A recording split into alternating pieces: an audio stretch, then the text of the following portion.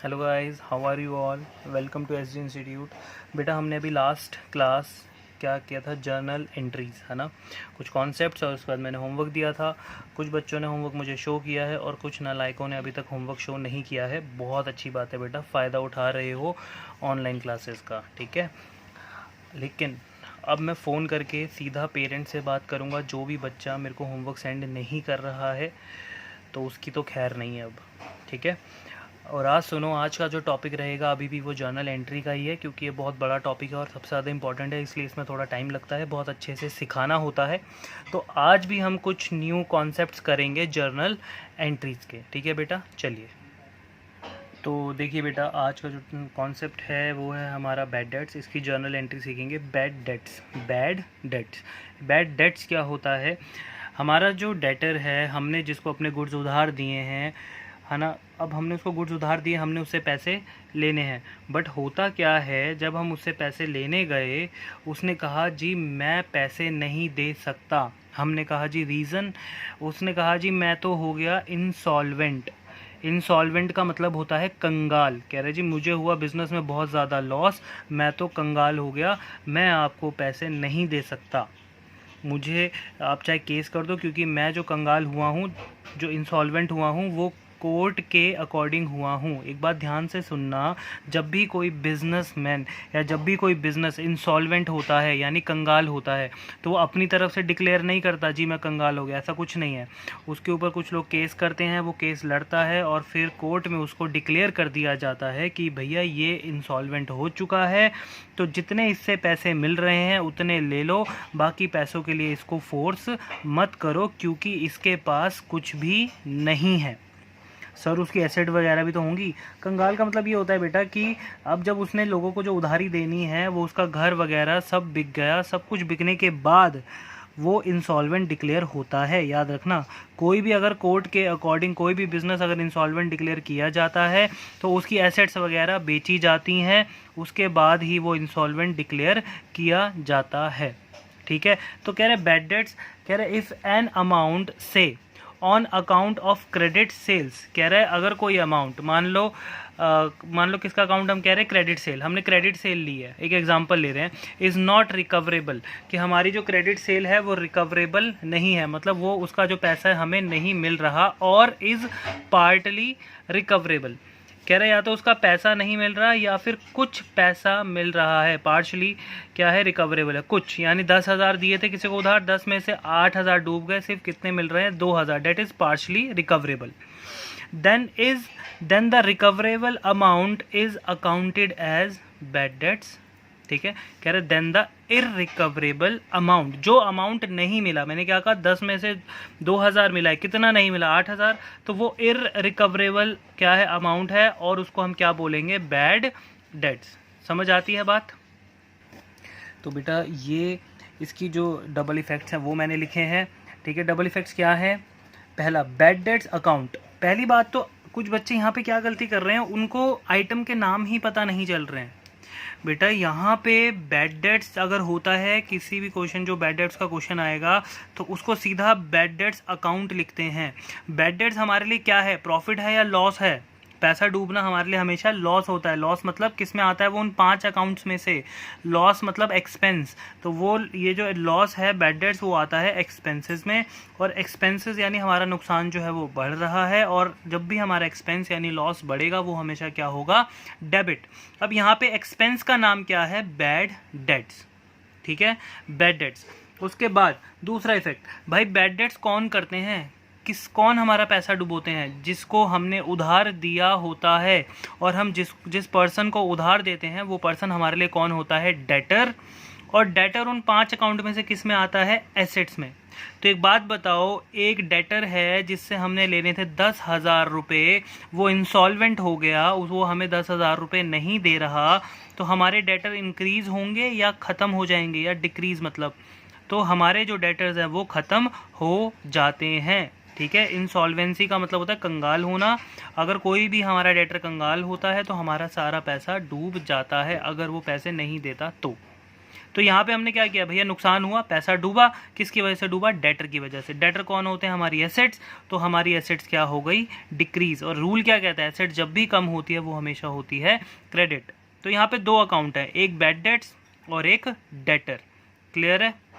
तो एंट्री क्या हो जाएगी, bad debts account debit. Expense account मत लिखना भाई, कुछ बच्चे एक्सपेंस अकाउंट, एक्सपेंस आइटम लिखो कि एक्सपेंस अगर है तो उस एक्सपेंस का नाम क्या है, बैड डेट्स। अगर आपने यहाँ पे लिख दिया एक्सपेंस, तो आप जब जर्नल एंट्री पढ़ रहे होगे तो आपको पता कैसे चलेगा ये कौन सा एक्सपेंस है। बैड डेट्स भी एक्सपेंस होता है, सैलरी देना भी एक्सपेंस होता है, कमीशन देना भी एक्सपेंस होता है, इंटरेस्ट देना भी एक्सपेंस होता है, इतने सारे एक्सपेंसेस हैं। तो आपको हर एक एक्सपेंस का नाम लिखना होता है। इवन के आपको जितने मैंने 5 अकाउंट्स पढ़ाए हैं उन सब में उन सब का नाम नहीं आता, उन सब के आइटम्स का नाम आता है, ठीक है। तो bad debts account debit to debtors account, clear है। ये एसेट हमारी कम हो गई, ठीक है। अब देखिए नेक्स्ट में क्या कह रहा है, bad debts recovered. Bad debts recovered का मतलब कि हमारा जो पैसा डूबा था, बैड डेट्स रिकवर्ड का मतलब ये होता है जो हमारा पहले बैड डेट्स हुआ था, जो पैसा डूबा था, अब वो रिकवर हो गया है। जैसे मान लो पिछले साल मेरा एक डेटर था, उसको मैंने 10,000 रुपये उधार दिए थे और वो मेरे 10,000 रुपये डूब गए। उसने कहा जी मैं इंसॉल्वेंट हो गया, मेरे पास अभी पैसा नहीं है देने के लिए। मैंने कहा चलो कोई नहीं, कोर्ट ने इंसॉल्वेंट बोल दिया, अब आप इंसॉल्वेंट हो, आप मत दो मेरे 10,000। लेकिन हुआ क्या, अगले साल जैसे तैसे उसने अपने आप को क्या किया, स्टैंड किया, अपने बिज़नेस को दोबारा से स्टार्ट किया। तो और अब वो मेरे पास फिर से आया और उसने जो पिछले साल का मेरा जो पैसा डूब गया था, जो उसने मुझे नहीं दिया था, जो मेरे लिए बैड डेट्स था, वो उसने मुझे वापस कर दिया। यानी कि जो 10,000 रुपये उसने मेरे पिछले साल डुबो दिए थे, इस साल वो मुझे वापस कर रहा है। अब यहाँ पे आपको ध्यान देने वाली बात क्या है, पिछले साल जो पैसा मेरा डूबा था, अगर आप ऊपर एंट्री देखो तो जो पैसा मेरा डूबा था मैंने उसको एक बैड डेट्स अकाउंट में डाल दिया था। मैंने किस में डाल दिया था, बैड डेट्स अकाउंट में, नुकसान वाले अकाउंट में, कि भैया मेरे 10,000 रुपये डूब गए। और मैंने अपने डेटर को भी ख़त्म कर दिया। डेटर को क्रेडिट करने का मतलब होता है डेटर को ख़त्म करना, ठीक है। अब मैंने अपने डेटर को भी ख़त्म कर दिया। मैंने कहा भैया 10,000 डूब गए, अब मुझे इस डेटर से भी कुछ लेना देना नहीं है। और मैंने वो 10,000 रुपये कहाँ डाल दिए, बैड डेट्स, यानी कि नुकसान में, वो रिकवरेबल नहीं है, मैंने ये सोचा। लेकिन अगली बार वो अगले साल वो आ गया और उसने मेरे पैसे वापस कर दिए।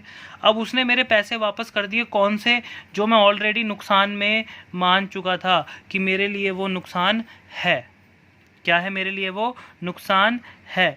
तो अब वो पैसा मुझे मिल रहा है वापस, तो वो जो बैड डेट था वो क्या हो गया मेरे लिए, रिकवरेबल, यानी रिकवर्ड हो गया। जो पैसा मेरा डूब गया था इस साल मेरे डेटर ने मुझे वापस कर दिया, जो कि डेटर मैंने मानना ही बंद कर दिया था कि भैया पैसा डूब गया, मेरा डेटर नहीं है। वो बंदा अचानक से आया और उसने मुझे मेरा पैसा दे दिया, तो वो बैड डेट्स वाला पैसा मेरे लिए क्या हो गया, रिकवर्ड हो गया। डूबा हुआ पैसा जब वापस मिलता है वो क्या हो जाता है, बैड डेट्स रिकवर्ड, है ना। यहाँ पे लिखा भी यही है, a debtor whose account was earlier written off as bad debts. कह रहे एक डेटर जिसका अकाउंट हमने पहले राइट ऑफ कर दिया हो, मतलब हटा दिया हो, कैसे, बैड डेट्स के रूप में। जैसे हमने यहाँ पे डेटर को हटा दिया, हमने पहले पिछले साल डेटर को हटा दिया, क्रेडिट कर दिया, किसके रूप में, किसकी वजह से, बैड डेट्स की वजह से, पैसा डूबने की वजह से। मे पे द अमाउंट पार्टली और फुली, जो हमारा डेटर है वो हमें इस पैसा जो है वो वापस कर रहा है, या तो पार्टली यानी कि कुछ पैसा, जैसे डूबा था 10,000 तो वापस कर रहा है 5,000, या फिर पूरा का पूरा डूबा था 10,000 और वापस भी कर रहा है 10,000 रुपये, तो उसको बोलते हैं बैड डेट्स रिकवर्ड। अब बैड डेट्स रिकवर्ड में दो चीज़ें हैं, दो अकाउंट आते हैं। एक तो बैड डेट रिकवर्ड, खुद पैसा मिल रहा है तो that is bad debt recovered account. तो बैड डेट रिकवर्ड अकाउंट हमारे लिए क्या है, रिवेन्यू। सर क्यों, ये कैसे पॉसिबल है, देखो बहुत ध्यान से सुनना। आपके पास एक सेल फोन था, आपके पास छोड़ो नहीं, किसी के पास एक सेल फोन था। अब किसी के पास सेल फोन था, उसका सेल फोन चोरी हो गया, वो बेचारा परेशान है बहुत। चलो उसने रिपोर्ट भी लिखा दी पुलिस में, नहीं मिला, 10 दिन हो गए, 15 दिन हो गए, उसने एक नया फ़ोन ले लिया कि भैया अब तो मिलेगा नहीं, उम्मीद छोड़ दी उसने क्या माना कि ये तो मेरा नुकसान हो गया, ये फ़ोन अब चोरी हो गया, अब तो वापस मिलेगा नहीं, तो उसने उससे उम्मीद छोड़ दी, पुलिस में रिपोर्ट लगा के छोड़ दिया। अब हुआ क्या, उसने नया फ़ोन ले लिया, वो भी यूज़ कर रहा है। अब 6-7 महीने बाद एक दिन उसके दरवाजे पे पुलिस आ गई। अब उसने दरवाज़ा खोला, वो देख गया पुलिस को डर के। पुलिस वाले ने कहा कंग्रेचुलेशंस, आपका जो फ़ोन चोरी हुआ था ना वो हमने ढूंढ लिया है, दिल्ली पुलिस आपकी सेवा में। तो कुछ इस तरीके से हुआ। अब उसको जब उसका फ़ोन वापस मिला तो वो तो हो गया खुश। ऑब्वियसली जो फ़ोन चोरी हो गया था वो वापस मिल गया। पूरे घर में नाच रहा है, हाथ में 2-2 फ़ोन लेके, मेरे 2-2 फ़ोन, मेरे 2-2 फ़ोन, मेरे 2-2 फ़ोन, ऐसे करके पूरे घर में नाच रहा है। तो सीधी सी बात है, जो फ़ोन डूब गया था, मतलब जो फ़ोन चोरी हो गया था, वो वापस मिल गया और उसको वापस मिलने की खुशी है। यानी कि अब उसके पास डबल फ़ोन है, यानी कि उसका फ़ायदा हुआ। जो फ़ोन चोरी हो गया था अगर वो वापस मिला तो उसका फ़ायदा ही तो हुआ। तो बैड डेट्स रिकवर्ड हमारी इनकम है, ठीक है ना। बैड डेट्स अगर वापस मिल रहा है तो ऑब्वियसली बात है ना, हमारा प्रॉफिट ही तो हुआ, फ़ायदा ही तो हुआ। पहले एक फ़ोन तो अब 2 हो गए। तो इसलिए बैड डेट रिकवर्ड जो होता है वो क्या होता है हमारे लिए, प्रॉफिट मतलब इनकम। और सारी की सारी जो इनकम्स होती हैं वो उन 5 अकाउंट्स में से किस में आती हैं, रिवेन्यू में। तो यहाँ पे हमारा जो रिवेन्यू है वो इंक्रीज हुआ, और रिवेन्यू जब भी इंक्रीज होता है रूल क्या कहता है, वो होता है हमेशा क्रेडिट। तो बैड डेट रिकवर्ड अकाउंट हो गया क्रेडिट, इनकम बढ़ गई। दूसरा, बैड डेट रिकवर्ड में क्या मिला, कैश। सर अभी तो आप फ़ोन बोल रहे थे, बेवकूफ़ों नलायकों, वो एक एग्जाम्पल था, यहाँ पे कैश की बात हो रही है। तो बैड डेट रिकवर्ड, हमारे डेटर ने हमें 10,000 रुपये वापस किए, तो रुपये वापस किए, रुपये, ठीक है। तो रुपये क्या है, कैश। कैश आपको वापस मिल रहा है तो वो क्या हो जाएगा आपका एसेट, एसेट इंक्रीज होता है तो डेबिट। अब एंट्री क्या बनती है, cash account debit to bad debt recovered account. अब मेरी बात बहुत ध्यान से सुनना, आगे जब मैं क्वेश्चन करवाऊंगा ना वो बात मैं तब क्लियर करूंगा, ठीक है। अब मैं इसके करवा रहा हूँ बैड डेट्स के कुछ क्वेश्चन। चलिए तो बेटा देखिए, अब हम जो अभी मैंने आपको बैड डेट्स पढ़ाया उसके ऊपर कुछ क्वेश्चंस करते हैं, ठीक है। कह रहे Dimpy owed us ₹10,000, this amount is irrecoverable. कह रहे डिम्पी ने हमसे उधार लिए थे 10,000 रुपये, और अब ये जो अमाउंट है ये इरिकवरेबल है। इरिकवरेबल मतलब अब इसकी रिकवरी नहीं हो सकती, ये पैसा हमें नहीं मिलेगा। तो डिम्पी हो गई हमारे लिए बैड डेट्स। तो यहाँ पे जब मैं इसका सॉल्यूशन करूँगा, आपको पहले मैं इसको प्रॉपर ढंग से इफ़ेक्ट के साथ समझाऊँगा। तो इसके सबसे पहले हम इफ़ेक्ट्स देखते हैं। आपको ऐसे फ़िलहाल नहीं करना होता, ये तो सिर्फ आपको समझाने के लिए करवा रहा हूँ मैं। इफ़ेक्ट्स, सबसे पहला इफ़ेक्ट, डिम्पी जिसने हमसे 10,000 रुपये उधार लिए, हम जिस भी पर्सन को उधार देते हैं वो पर्सन हमारे लिए कौन होता है, डेटर, है ना। तो यहाँ पे जो हमारे लिए डिम्पी है वो एक डेटर है, और डिम्पी अगर डेटर है तो डेटर उन 5 अकाउंट्स में से किस में आता है, एसेट्स में। डिम्पी हमारे लिए एक एसेट है क्योंकि पैसे लेने हमने। अब डिम्पी ने कहा कि मैं वो अमाउंट नहीं दे सकती, मैं आपको क्या वो अमाउंट नहीं दे सकती। तो अमाउंट की अगर उसने बात की है, अमाउंट का मतलब क्या होता है, कैश। तो दूसरा इफेक्ट हमारा पड़ रहा है कैश अकाउंट पर। कैश अकाउंट भी हमारे लिए क्या होता है, एक उन 5 अकाउंट में से एक एसेट अकाउंट ही होता है। अब डिम्पी भी एक एसेट है, कैश भी एक एसेट है इस एंट्री के हिसाब से, है ना। डिम्पी एसेट है, अब डिम्पी हमें पैसे नहीं दे रही तो वो हमारी डेटर होगी या हुआ करती थी। डिम्पी जो हमारी डेटर थी, अब वो हमें पैसे नहीं दे रही, क्या वो अभी भी हमारी डेटर रहेगी, नहीं।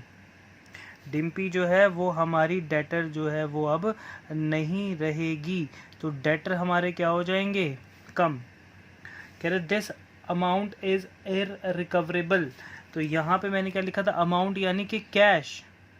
अब यहाँ पे जो मैंने कैश वर्ड लिखा है, अब आपको मुझे ये बताना है, जो बच्चे कंफ्यूज होते हैं, यहाँ पे मैंने उस कंफ्यूजन को दूर करने के लिए चीज़ लिखी है। यहाँ पे लिखा था दिस अमाउंट इज रिकवरेबल, पैसा हमें नहीं मिल रहा। अब इस एंट्री के अंदर आपको ये बताना है, क्या डिम्पी को हमने इस एंट्री के अकॉर्डिंग अभी के अभी पैसा दिया है या पहले पैसा दिया होगा, पहले पैसा दिया होगा, यानी कि अभी हमने डिम्पी को कोई पैसा नहीं दिया। इस एंट्री ये जब ये वाला जो इवेंट हो रहा है, इस इवेंट में हमने डिम्पी को 10,000 रुपये नहीं दिए हैं, हम पहले ही दे चुके थे। अब वो पैसा डूब चुका है। क्या पैसा अभी हमारे पास आया या गया है इस एंट्री के हिसाब से, नहीं। इस एंट्री के हिसाब से ना तो कैश आया है ना ही कैश गया है, तो इस एंट्री के हिसाब से कैश तो होना ही नहीं चाहिए, कैश का नाम आना ही नहीं चाहिए इस एंट्री में। तो कुछ बच्चे यहाँ कंफ्यूज होते हैं, अमाउंट आ गया तो कैश लिख दो, नहीं, पैसे की तो बात ही नहीं हो रही। वो कह रहे कि हमने डिम्पी को पहले पैसा दिया था, 6 महीने पहले दिया था पैसा, अब वो रिकवरेबल नहीं हो रहा, तो इस एंट्री में ना तो पैसा आ रहा है ना जा रहा है, तो क्या होगा सर फिर? इरिकवरेबल का मतलब क्या होता है? इरिकवरेबल का मतलब होता है बैड डेट्स। हमेशा याद रखना, जब भी हमारे डेटर हमें पैसा नहीं देते उसको हमेशा बैड डेट्स ही कंसिडर किया जाएगा, ना कि कैश। समझ गए? पैसा ना आया है ना गया है तो कैश का नाम तो आ ही नहीं सकता, ये ऐसे आपको दिमाग लगाना होता है, ठीक है? तो डिम्पी हमें पैसा नहीं दे रही, डिम्पी हमारा डेटर है, हमने कर दिया कम। अब पैसा नहीं दे रही, पैसा डूब गया, हमें हुआ नुकसान। मैंने क्या कहा था? जब भी डेटर पैसा नहीं देते उस नुकसान को बोलते हैं बैड डेट्स। तो बैड डेट्स हमारे लिए क्या है? एक एक्सपेंस, और एक्सपेंस जो है यहाँ पे वो बढ़ रहा है, और एक्सपेंस जब भी बढ़ता है वो हमेशा होता है डेबिट, ये रूल है। और डिम्पी है एक एसेट, डेटर एसेट जब भी कम होती है वो होती है हमेशा क्रेडिट। तो एंट्री क्या हो जाएगी अब इसकी अगर हम जर्नल एंट्री करेंगे तो इसकी जर्नल एंट्री है बैड डेट्स अकाउंट, अभी पीछे समझा रहा था, to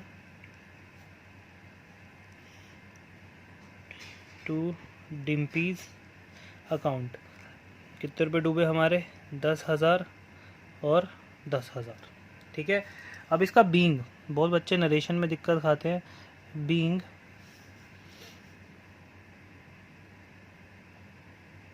amount is irrecoverable,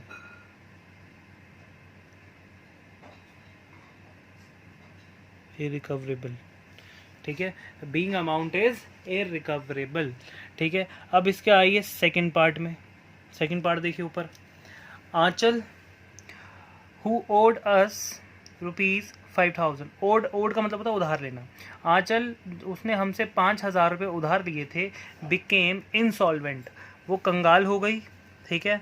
became insolvent, nothing is recoverable. भैया आंचल ने 5,000 रुपये लिए थे, वो इंसॉल्वेंट हो गई, अब हमें उससे कुछ भी रिकवर नहीं हो पा रहा है। भैया आंचल ने अगर हमसे पैसे लिए हैं, ठीक है, मैं बात कर रहा हूँ इफ़ेक्ट्स की, अगर आंचल ने हमसे पैसे उधार लिए हैं तो आंचल जो है वो हमारे लिए क्या है? एक डेटर, ठीक है ना, क्योंकि पैसे उधार लिए, हमने इससे पैसे वापस लेने थे। तो आंचल जो है वो हमारे लिए है एक डेटर, और डेटर उन 5 अकाउंट्स में से किस में आता है? एसेट्स में। अब एसेट्स में यहाँ पे अभी हम देखेंगे डिक्रीज है या इंक्रीज। आंचल ने 5,000 रुपये लिए, अब वो पैसे देने से मना कर रही है क्योंकि वो क्या हो चुकी है? इंसॉल्वेंट। अब भैया अब हमारा डेटर हमें पैसे देने से मना कर रहा है, हमने उसको किस में डाल दिया? कौन सी कैटेगरी में डाल दिया? हमने उसको डाल दिया बैड डेट्स में। जब भी हमारा डेटर पैसे देने से मना कर दे वो क्या हो जाता है? Bad debts. तो बैड डेट्स अकाउंट में डालते ही मैंने कहा भैया अब तो पैसे मिलने नहीं, अपना नुकसान बढ़ा लो, और आंचल जो आपका डेटर हुआ करती थी अब उस डेटर को कर दो ख़त्म, डिक्रीज, यानी कि क्रेडिट। एक्सपेंस बढ़ा, नुकसान हुआ, पैसा डूबा, रूल कहता है डेबिट कर दो। एसेट यानी डेटर हमारे कम हुए क्योंकि वो पैसा नहीं दे रहे, कोर्ट ने उनको इंसॉल्वेंट घोषित कर दिया, तो अब वो हमारा कोई डेटर नहीं है, एसेट कम क्रेडिट, ठीक है? तो एंट्री क्या हो जाएगी? Bad debts account debit to Anchal's account. कितने रुपए? 5,000, ठीक है? बीइंग अमाउंट इज इररिकवरेबल, ठीक है? अब अगर नेक्स्ट देखें, नेक्स्ट में देखो, खुशी हु ओड अस ₹10,000, खुशी जिसने हमसे 10,000 रुपये उधार लिए थे, शी बिकेम इंसॉल्वेंट, कोर्ट ने उसको इंसॉल्वेंट घोषित कर दिया। Only recover from her official receiver, only recover, हमें जो सिर्फ मिल रहा है ऑफिशियली मतलब उसके सारे एसेट वैसेट जब बिक गए होंगे, उसकी प्रॉपर्टी वगैरह जब बिक गई होगी, ऑफिशियली जो हमें वो पैसा दे रही है, ऑफिशियली वो हमें कितने रुपए दे रही है? 50 पैसे इन अ रुपी। अब ये जो अकाउंट्स में जो लैंग्वेज होती है ना, ये समझना बहुत ज़रूरी है। कह रहा है कि भैया खुशी हुई इंसॉल्वेंट, वो हमें उससे ऑफिशियली जो पैसा मिल रहा है, ऑफिशियली हमें मिल रहा है 50 पैसा इन अ रुपी। 50 पैसा इन अ रुपी। रुपी को अकाउंट्स में यहाँ पे हम कहते हैं 100%, और 50 पैसे को यहाँ पे हम कहते हैं 50%। तो कह रहा है 100% में से हमें सिर्फ कितना मिल रहा है, 50%। तो 100% कितना था, 10,000। तो वो कहना चाह रहे हैं कि 10,000 रुपये में से सिर्फ 50% मिल रहा है उसका, बाकी डूब गया। 50% कितना हुआ 10,000 का, 5,000। यानी कि हमने लेने थे 10,000, 10,000 रुपये में से सिर्फ मिल रहे हैं 5,000, बाकी हमारा सारा पैसा डूब चुका है। ये ऑफिशियली मिल रहा है उससे, ऑफिशियली मतलब उसकी ये सारी एसेट्स वगैरह बेच दी उन्होंने। ठीक है, तो समझ आया। अब ये अगर यहाँ पे लिखा होता 40 पैसा इन अ रुपी, 40 पैसा इन अ रुपी का मतलब 100% में से सिर्फ कितने मिलते, 40%। ठीक है, अगर यहाँ पे लिखा होता 30 पैसा इन अ रुपी, तो मतलब 100% में से कितने मिलते, 30 पैसा। क्लियर है बेटा? तो अब हम इसकी जर्नल समझते हैं, जर्नल के अंदर इसके इफ़ेक्ट्स देखते हैं। ठीक है बेटा, तो इसके इफ़ेक्ट्स बहुत ज़्यादा इंपॉर्टेंट है, वो देखना है आपको। तो देखो बेटा, जो खुशी है वो हमारी डेटर है, क्योंकि उसने हमसे पैसे उधार लिए हैं। खुशीज अकाउंट उधार लिए हैं, तो वो हमारी डेटर है, तो यानी डेटर मतलब एसेट। तो ठीक है, अब खुशी ने हमसे उधार लिए, कितने रुपए उधार लिए, 10,000 रुपये उधार लिए। अब खुशी कह रही कि मैं इंसॉल्वेंट हो चुकी हूँ और मैं आपको 50 पैसा इन अ रुपी दूंगी, मतलब 100% में से सिर्फ 50% दूंगी। अब आपको मुझे ये बताना है कि इस ट्रांजैक्शन में, इस इवेंट में, ये जो बैड डेट्स हो रहा है, क्या इस बैड डेट्स के अंदर, हाँ, इस ट्रांजैक्शन के अंदर हमें कुछ पैसा मिल रहा है या नहीं मिल रहा? क्या इस ट्रांजैक्शन में पैसों का लेन देन हो रहा है या नहीं हो रहा है? सर हो रहा है, क्योंकि खुशी जो है वो इंसॉल्वेंट हो चुकी है, यानी हम उसे 10,000 रुपये पहले दे चुके थे। अब वो कह रही है कि वो इंसॉल्वेंट हो चुकी है, और इंसॉल्वेंट होने के साथ साथ वो कह रही है कि मैं आपको 50% दे रही हूँ। ठीक है, वो 50% ऑन द स्पॉट हमें दे रही है। ठीक है, तो 50% अगर वो हमें ऑन द स्पॉट दे रही है, और हमेशा ऐसे ही होगा जब भी ये बैड डेट्स का केस आएगा, और अगर आपको कुछ भी पैसा मिल रहा है और ठीक है आपको कुछ डेट वगैरह गिवन नहीं है कि कब दे रही है और कब नहीं दे रही है पैसा, तो ये मान लिया जाएगा कि जिस दिन वो इंसॉल्वेंट हुई है तो बाकी जो 50% हमें मिल रहा है वो उसी दिन मिल रहा है, ये मान लिया जाएगा। ध्यान से सुनना, मैंने कोई डेट वगैरह नहीं दिया ट्रांजैक्शन में कि 10 तारीख को देगी या 15 तारीख को देगी। अगर कुछ नहीं बोला है तो सेम डे माना जाता है कि सेम डे हमें 50% मिल रहा है। तो 50% मिल रहा है, यानी कि पैसे का लेन देन तो हो रहा है भाई, हमें 5,000 रुपये मिल रहे हैं कैश। अब आएगा कैश, क्योंकि पैसों की बात कर दी। तो कैश अकाउंट मेरे लिए क्या है, एक एसेट, और मुझे 5,000 रुपये की एसेट्स मिल रही हैं। ठीक है, तो मेरी एसेट तो भैया अब यहाँ पे इंक्रीज हो रही है, उसको मैं क्या कर दूंगा, डेबिट। 10,000 लिए थे, 10,000 में से सिर्फ कितने दे रही हैं वापस, 5,000, बाकी नहीं दे रही। सर उसमें तो लिखा नहीं कहीं भी। बेटा जितना रिकवरेबल है उतना तो मिले, और जितने के बारे में नहीं बोला वो बिना सोचे समझे बैड डेट मान लेना। ठीक है, क्वेश्चन में बोलेगा नहीं हर बार। क्वेश्चन में अगर ये कह दिया कि 50 पैसा इन अ रुपी मिल रहा है, तो इसका मतलब ये कि भैया 50% ही मिल रहा है, बाकी 50% डूब चुका है, अपने आप मानना है, ये रूल है। तो यहाँ पे हमारा बाकी का 50% जो बैड डेट्स था वो डूब गया, मतलब पैसा डूब गया। और बैड डेट्स हमारे लिए क्या होता है, एक एक्सपेंस। तो कितने रुपये डूबे हमारे, 5,000 रुपये हमारे डूब गए, यानी हमारा बढ़ गया नुकसान। और जब भी हमारा नुकसान बढ़ेगा वो हमेशा क्या होता है, डेबिट। एसेट बढ़ी, यहाँ पे 5,000 रुपये मिले भी तो वो भी बढ़ी, तो भी डेबिट मैंने लिख दिया था। और खुशी जो हमारी डेटर हुआ करती थी इंसॉल्वेंसी की वजह से, अब उसने 5,000 रुपये दे दिए और 5,000 रुपये डुबो दिए। अब हमें खुशी से कोई मतलब नहीं है, इसलिए हमारे जो डेटर है वो हो गए डिक्रीज, यानी कि क्रेडिट। समझ आती है ये वाली एंट्री, इसमें कैश का लेन देन हुआ, इसलिए हमने कैश का नाम लिया। उससे पहले किसी एंट्री में ना पैसा आ रहा था ना जा रहा था, इसलिए हमने कैश नहीं लिया। यहाँ पे पैसा हमारे पास आ रहा है।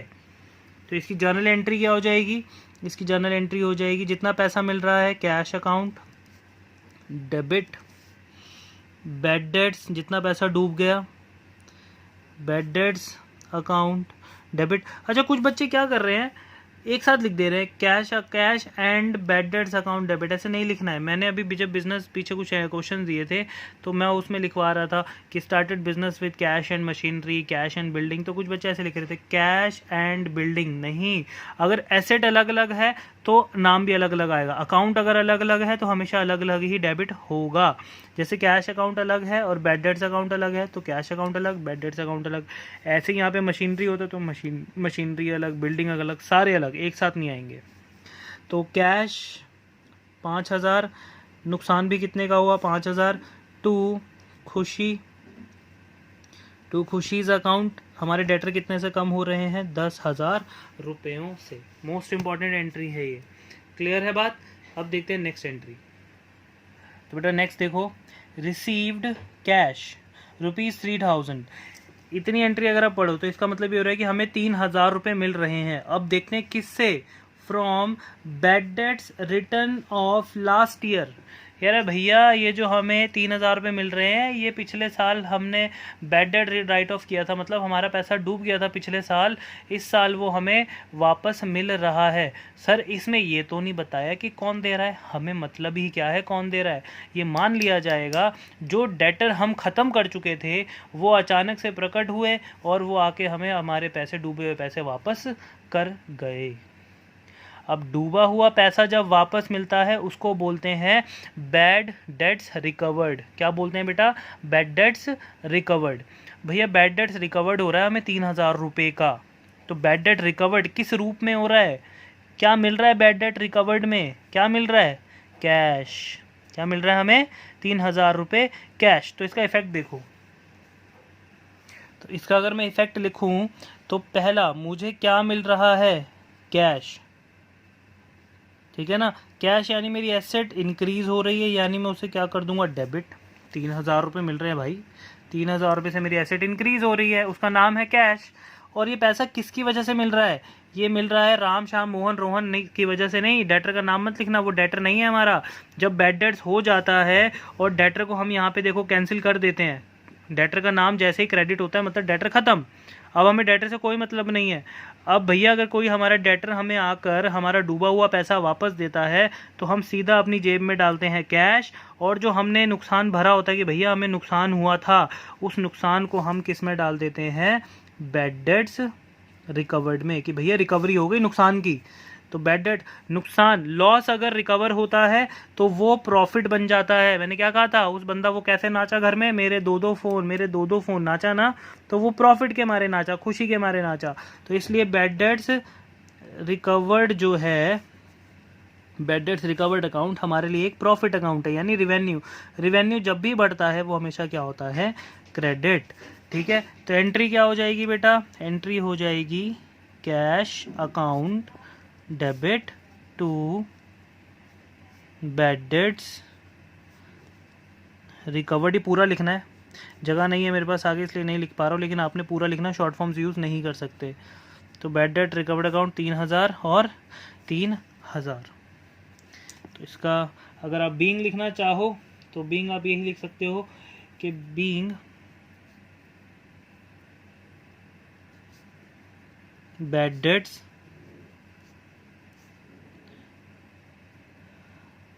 रिकवर्ड फ्रॉम लास्ट ईयर, या फिर बीइंग बैड डेट रिकवर्ड, इतना भी लिखो बहुत है। ठीक है बेटा, तो ये था आपका बैड डेट का कॉन्सेप्ट, बैड डेट रिकवर्ड का कॉन्सेप्ट। बैड डेट्स के सारे कॉन्सेप्ट हो चुके हैं ख़त्म, अब इसके बाहर कोई कॉन्सेप्ट नहीं आएगा। ठीक है, तो आपको ये समझ आ जाना चाहिए। अब इसके ऊपर ही आपको मिलेगा होमवर्क, तो वो आप मुझे सॉल्व करके शो करेंगे। Till then bye bye. नहीं